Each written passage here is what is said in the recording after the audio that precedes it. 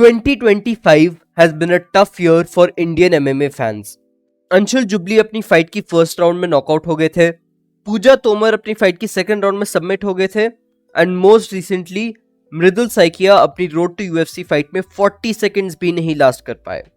So why is it that दुनिया की सबसे पॉपुलेटेड कंट्री में से एक भी फाइटर ऐसा नहीं निकला है जो एमएमए के वर्ल्ड स्टेज पे कुछ अच्छा कर सका है?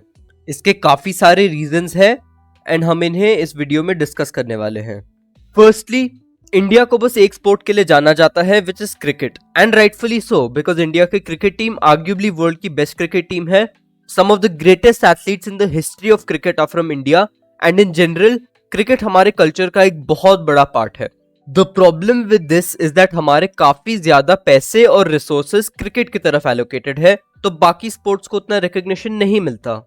हमारे पास क्रिकेट के लिए इतने एक्सपीरियंस्ड कोचेस हैं who have competed at the highest level, but for sports like MMA ये ऑलमोस्ट एग्जिस्ट ही नहीं करता. रीजनल सीन में क्रिकेट टूर्नामेंट्स का प्राइज मनी बाकी स्पोर्ट्स के प्राइज मनी से काफी ज्यादा है. इंडिया के ओवरऑल कल्चर में भी कुछ ऐसे प्रॉब्लम्स हैं which hold athletes back a lot.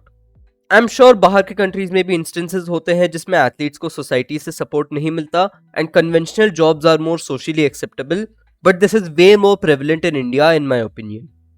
Most Indian parents चाहते हैं कि उनके बच्चे आईएएस ऑफिसर, डॉक्टर या इंजीनियर बने एंड एथलीट्स को बहुत रेयरली अपने पेरेंट्स का सपोर्ट मिलता है. बहुत लोग स्कूल टाइम से ही कॉम्पिटिटिव एग्जाम्स की तैयारी करना शुरू कर देते हैं एंड जिन चीजों के बारे में वो पैशनेट है उनको वो उतना टाइम नहीं दे पाते. Another problem is the average Indian diet which is centered mostly around grains and उसमें प्रोटीन एंड हेल्दी फैट्स की यूजुअली कमी होती है. जब हम ये सारे फैक्टर्स देखते हैं and we look at what we have to compete against, we don't stand a chance in hell. Let's take Russia for example, जिसमें in my opinion दुनिया के best combat sports athletes है, जैसे कि Islam Makhachev who is the most skilled fighter in MMA, Dmitry Bivol और Artur Beterbiev, two of the best boxers in the world, and countless world champions in wrestling. Combat sports Russia के culture का एक बहुत बड़ा part है, specially caucus mountains में. India में cricket जितना बड़ा है वहां पर रेसलिंग और कॉम्बैट स्पोर्ट्स उतने बड़े हैं. They have some of the best training regiments in the world. The Soviet style is a particular boxing style that was developed in Russia और ये स्टाइल बॉक्सिंग में बहुत इफेक्टिव है. Apart from that, Russia is known for having the best sambo and wrestling programs in the world. वहाँ की diet भी Indian diet से काफ़ी बेटर है. बाकी कंट्रीज जैसे यूएस में कॉलेज लेवल एथलीट्स को बहुत रिकग्निशन मिलता है एंड बहुत अच्छी अपॉर्चुनिटीज मिलती है. द NCAA और the national collegiate athletic association एक बहुत बड़ी ऑर्गेनाइजेशन है. इसमें जीतने वाले एथलीट्स यूजुअली बहुत आगे जाते हैं एंड वर्ल्ड स्टेज पे कम्पीट करते हैं. Brock Lesnar, Bo Nickal, Daniel Cormier and Justin Gaethje are just a few examples from the UFC.